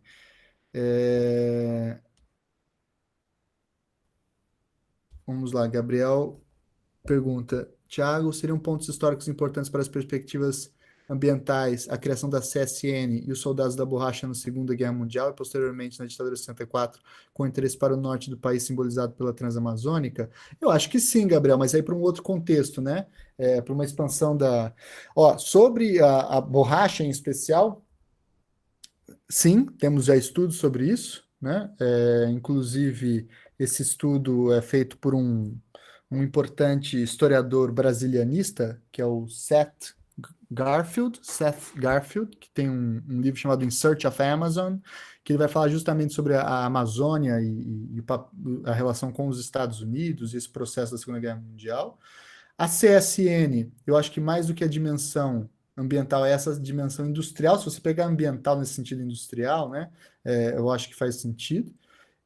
E a Transamazônica era inclusive um dos textos do Osni Duarte Pereira, né, o autor do primeiro manual e autor do Código Florestal de 65. Então, sem dúvida, acho que dá para fazer diálogos aqui, né? O Delmiro pergunta, deu um corte aqui na hora de falar, que foi falar sobre a ideia de trocar uma floresta heterogênea por uma floresta homogênea. E aí queria saber se as decisões políticas na elaboração do Código Florestal estavam baseadas nos cientistas da natureza da época ou se havia um distanciamento. Estavam nesse sentido, Delmiro. É interessante a gente lembrar que a ideia de biodiversidade e a compreensão de que uma floresta heterogênea possui um valor próprio em si mesma, pela sua diversidade genética, pela criação horizontal e vertical de múltiplas espécies e assim por diante, essa ideia de biodiversidade, ela só é cunhada em 1972 por um biólogo americano chamado Edward O. Wilson, que é um grande biólogo, inclusive, que vai desenvolver estudos para demonstrar essa importância, né? Aquele contexto não se tinha clara essa importância e não se via lá um grande problema, a não ser estético, aí poderia ser um problema, de devastar todas as florestas heterogêneas e meter eucalipto no lugar. Árvore é árvore, em outras palavras, tá? Se é eucalipto fino e industrial ou se é um carvalho bonito ou coisa do tipo, não interessa, a árvore é árvore. Tá? E isso não tinha também muito distanciamento da própria compreensão dos cientistas. Tá? Mais alguma? Se ninguém se manifestar, eu teria mais duas, pelo menos. Já. Na verdade, assim, eu fiquei bem curioso com a aproximação também. Quer dizer, não coincidente, né, como você ressaltou, com a preocupação com assim, Código de Águas e Código de Mineração, que são no mesmo ano, né? Quer dizer, ou praticamente no mesmo ano, né? Enfim, 3 anos. Assim, como é que, assim, dentro das tuas fontes aí, especificamente, o Código de Águas apareceu, ou assim, uma relação direta, na verdade, com essa, enfim, com a proteção, enfim, de lençóis freáticos e etc., assim, ou os debates aconteceram de forma não paralela e não convergente, assim. Havia uma convergência, mas não nesse sentido que você pensou inicialmente. Não é pela proteção dos lençóis freáticos, né? O Código de Águas regula as quedas de águas para a produção de energia hidrelétrica. E também o sistema de navegação de cabotagem. É isso. É um processo de integração e modernização do Brasil que está por trás do Código de Águas. Você está mutado, eu não te ouço. Desculpa, assim, de fato, associado ao desenvolvimento, né? Claramente, né? Quer dizer, transporte, matéria-prima, enfim, para a produção energética, né? Integração. Próximo, né? É importante lembrar que é nessa época também que há uma discussão muito séria sobre redivisão territorial. O Brasil quase teve outro formato de estados, né?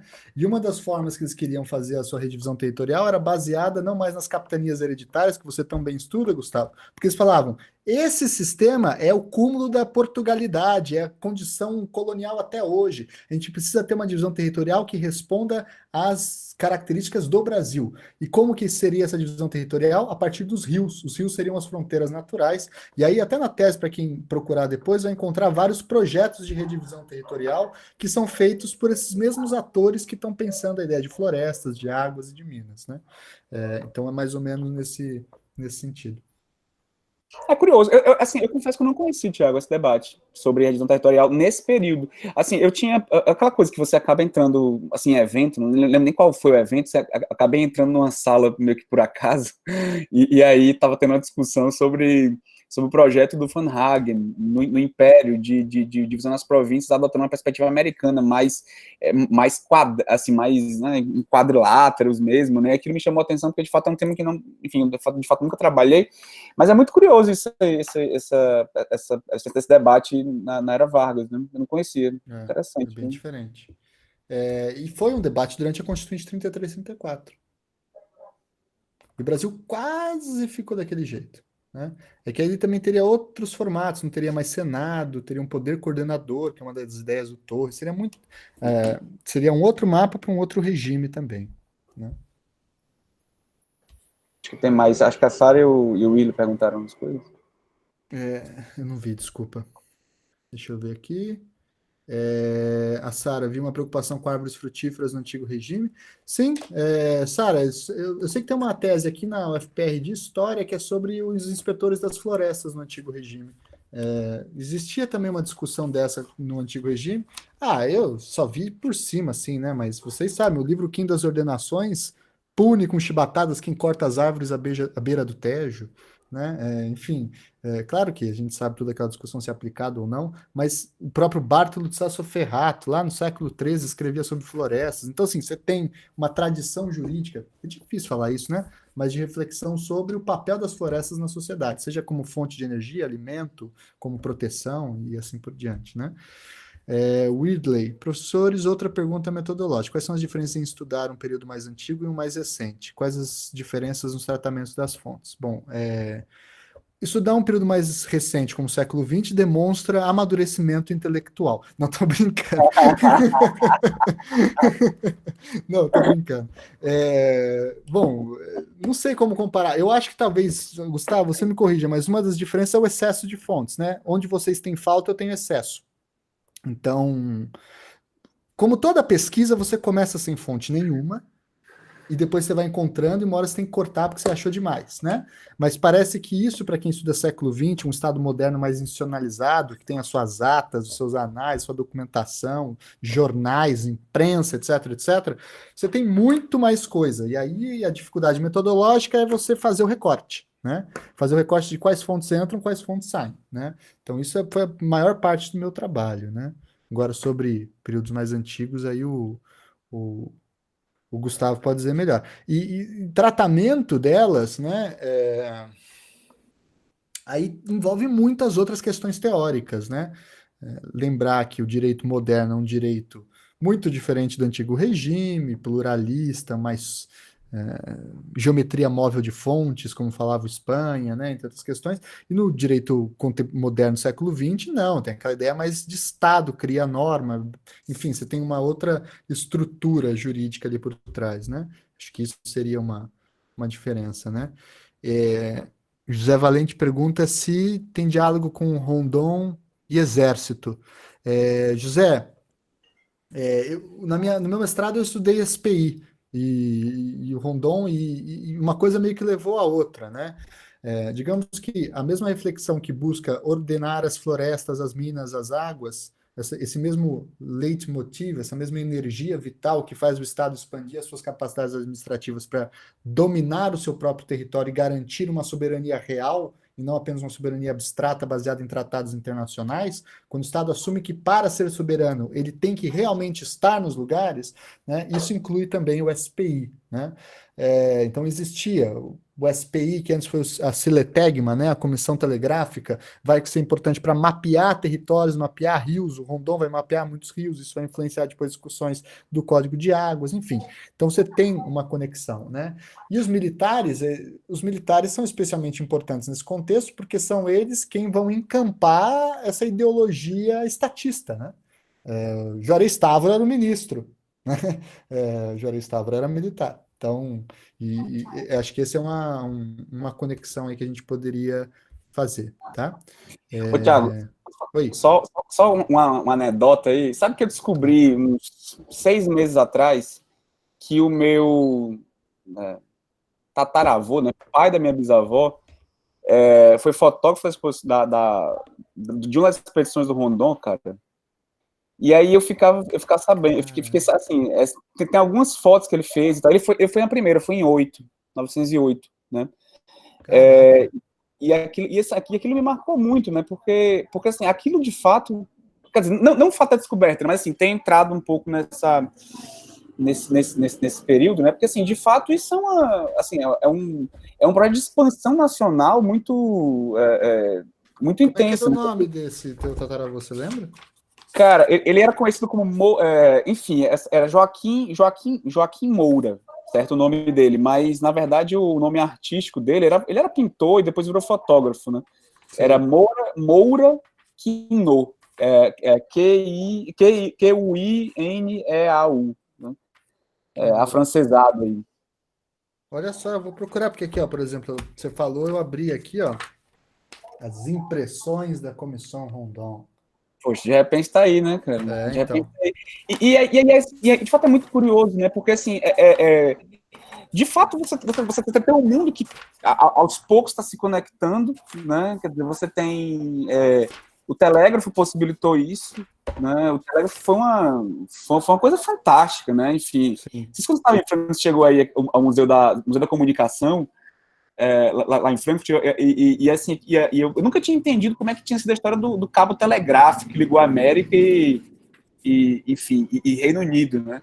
Uhum. Como é que foi o processo? Pô, os caras foram testando, né? Assim, bilhões, assim, a Taula dizendo o valor foram bilhões gastos até que você teve o primeiro gráfico, desculpa, o primeiro cabo telegráfico, enfim, funcionando, né? Cruzando o Quer dizer, oceano, né?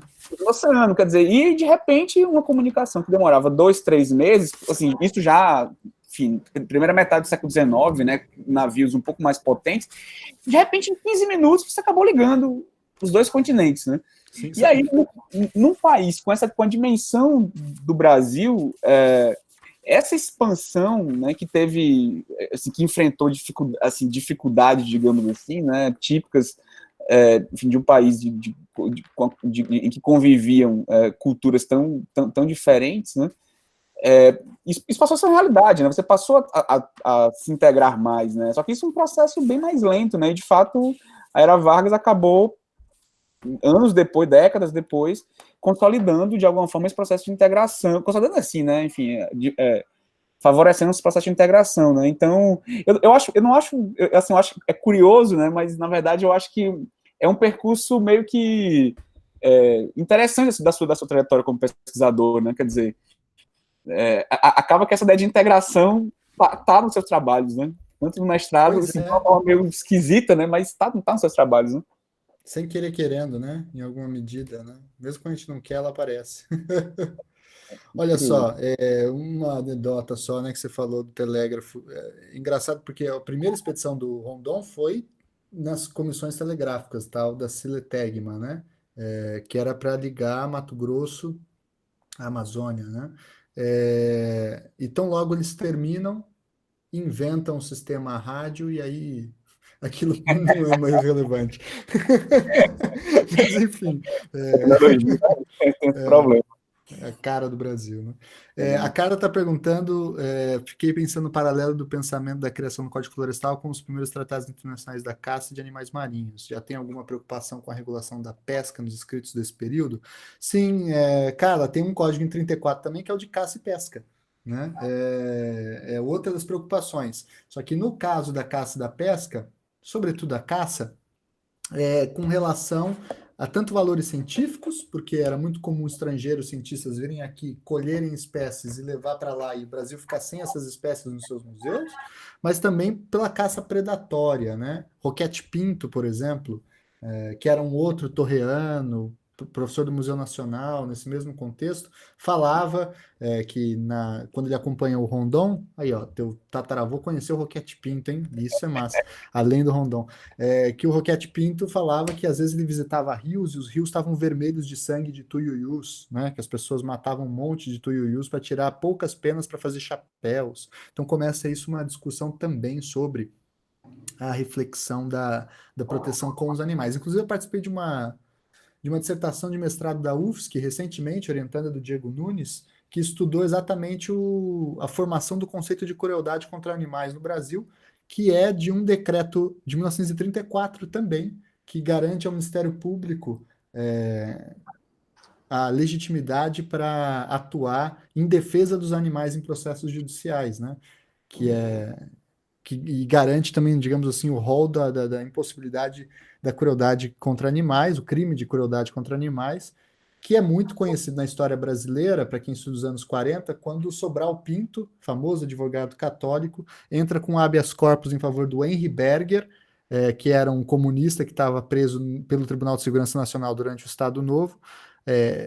Não é aceito o habeas corpus alegando de que não cabia habeas corpus para crime político, então aí ele pede uma queixa-crime contra a crueldade contra animais, né? Alegando que o Henry Berger estava sendo torturado e que então não tratassem o Henry Berger como ser humano, ele aceitava isso, mas que o tratassem como um animal, então, e negassem a tortura que estava ocorrendo com ele, né? Curioso, né? Esses usos da legislação que o Sobral Pinto também desenvolveu naquele contexto.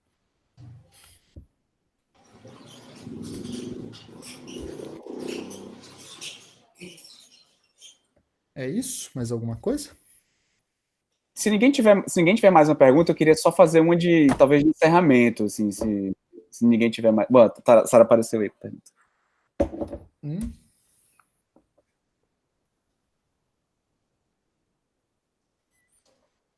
Peraí, você mencionou que nesse período não havia a noção moderna de limitações. Não, eu falei que havia, na verdade, né? No Código 16 já existia a possibilidade de desapropriação. O que alguns falavam contra o Código Florestal é que não havia, que o direito à propriedade era ilimitado, né? Mas vamos ver, encontrei um documento sobre a proteção de paus de lei, ou pau real, preocupação com a extinção e menção à pena de perdimento de terras. Legal, Sara. Então, é isso que eu quis dizer. Acho que tem uma pré-história disso que ainda está pouco estudada, sabe? Eu sei que existem legislações anteriores ao Código Florestal de 34 que falam sobre o chá, por exemplo, falam sobre o mate, né, aqui no Paraná, falam sobre as ervas, sobre hervários, sobre regulamentação de algumas questões de estradas também envolviam a proteção de florestas, e você tinha algumas outras funções, como falei do inspetor das matas e coisa e tal, né? Eu acho que é mais ou menos esse sentido, né? Existe aí uma longa duração, digamos, dessas reflexões que está muito pouco refletida ainda no Brasil. Bem, e aí para encerrar, Thiago, eu queria que se você pudesse, porque assim, você de fato faz um trabalho que no nosso campo, na história do direito, se eu não estiver enganado, né, posso estar enganado, mas assim, não tem tanta gente que tenha feito, né, assim, que de fato que é uma preocupação com a história, eu não vou dizer uma história do direito ambiental, né, mas assim, uma história do direito que olhe de alguma forma para aspectos ligados de alguma forma a isso. Né? Você podia falar um pouco sobre o panorama disso, na verdade, dentro da história no Brasil, assim, uma história ambiental, na verdade, e como é que o direito pode contribuir com esse debate, na sua opinião? É uma pergunta bem ampla, né? A história ambiental, felizmente, está bem estabelecida no Brasil. Nós temos grandes núcleos de pesquisa, talvez os principais, o FRJ, o FMG e o UFSC. Você tem algumas coisas na USP também, aqui na UFPR. Muito bem desenvolvida nos Estados Unidos, que é o principal centro de reflexão sobre história ambiental, e bastante coisa na Europa também. Em Portugal, fiz bons contatos com historiadores ambientais de lá, né? A história ambiental sobre o século XX tem francas pesquisas em desenvolvimento, bem interessantes, sobre situações específicas, histórias de secas, por exemplo, histórias de pestes, histórias de rios, né? Inclusive, se eu não me engano, o último volume da Revista de História da AMPU, o dossiê é sobre os rios na história, né? Então, qual o papel dos rios na formação das sociedades humanas e coisa e tal. Então, felizmente, a gente tem uma fecunda produção intelectual. A FGV, Estudos Históricos, também tem um, um volume cujo dossiê é História Ambiental, e há um belo artigo do José Augusto Pádua falando o que é história ambiental e como se pesquisa história ambiental, que eu recomendo a leitura de todos para saber mais ou menos do que se trata esse mundo, né? E eu acho que o direito pode especialmente contribuir com a reflexão, com duas reflexões: mudar o ponto de vista, como é o que eu fiz nesse nesse estudo sobre o Código Florestal. A historiografia era unívoca em falar que o Código Florestal ou foi ineficaz ou teve uma eficácia muito pequena, e eu concordo com eles quando eles falam isso, se eu olhar do mesmo ponto de vista que eles estão olhando, né? Que é o ponto de vista de quem está preocupado com a conservação do ambiente. Se você está preocupado com a conservação do ambiente, você vê que o código não diminuiu as desmates no Brasil, né? Mas se você está preocupado com outro olhar, se você está atento também a outras questões, como desenvolvimento econômico, integração, e o papel que as legislações têm para promover a legitimidade desses processos, aí você consegue identificar um outro fenômeno concorrente, que é o caso do Instituto Nacional do Pinho, que ninguém estudava, por exemplo, né? E os seus, que era a autarquia que na prática era quem executava o Código Florestal, né? Isso para falar nesse ponto, né? Eu acho que tem muitas outras questões. Eu tenho vontade de fazer um estudo sobre a constitucionalização da seca, por exemplo, né? Eu sempre achei muito curioso como, na Constituição de 34, você tem a constitucionalização do preceito de combate à seca. É preciso pôr na Constituição que o Brasil vai combater a seca, né? Que é um fenômeno ambiental. Né? Então, entender como isso chega. A questão dos incêndios, a gente passou por uma sequência de incêndios florestais imensos nos últimos anos, né? E vamos passar por mais. Esse tipo de reflexão é pensada também pelo direito, né? Em termos de responsabilidade penal, responsabilidade civil, como combater políticas públicas para evitar. Então, tudo isso o direito pode revelar que está, digamos assim, perdido, né? As práticas estatais, as práticas intelectuais, e especialmente, que eu acho que é o que mais me movimenta, é tentar entender como é que o direito contribui para pensar o mundo. Né? Como é que o direito contribui para pensar o mundo e pensar o território, especialmente. Né? O direito é um instrumento de desenho de territórios. O direito é uma caneta que desenha mapas. Não só o direito faz isso. Né? Um monte de coisa faz isso. Existe um mapa econômico, existe um mapa físico, geológico, mas existe também um mapa que nós podemos fazer com a caneta do direito, né? Como é que ele esquadrinha reservas, como é que ele determina que aquela região é um parque nacional. Aliás, os primeiros parques nacionais do Brasil são criados sob a égide do Código Florestal. Né? Iguaçu, Itatiaia e Serra dos Órgãos, né? Os três primeiros parques. O primeiro, 37, que é o Itatiaia, e os dois outros em 39. Né? Então, eu acho que essa é uma questão. Como é que o direito contribui para desenhar o mapa que a gente olha para frente e vê no Brasil, tanto físico quanto político? Ótimo, muito bem, excelente. Tiago, enfim, não sei se alguém tem alguma outra pergunta, mas já, enfim, encerrando, agradecendo muito pela sua participação aqui no nosso seminário. Foi uma tarde muito, muito rica, assim, sobre todos os aspectos, né? Enfim, desde informações e novas perspectivas, né? Enfim, sobre temas que, enfim, ainda que a gente não trabalhe diretamente, mas nos ajudam mesmo a pensar os nossos próprios temas, os nossos próprios problemas, né? Enfim, a nossa temporalidade, que é de fato distinta, mas que, enfim, guarda uma enorme relação com o que a gente está observando dentro da sua pesquisa também, né? Então, muitíssimo obrigado, espero que em breve a gente tenha a oportunidade de estar aqui, né, fisicamente também, né, em presença... Não conheço o Ceará, cara, olha só.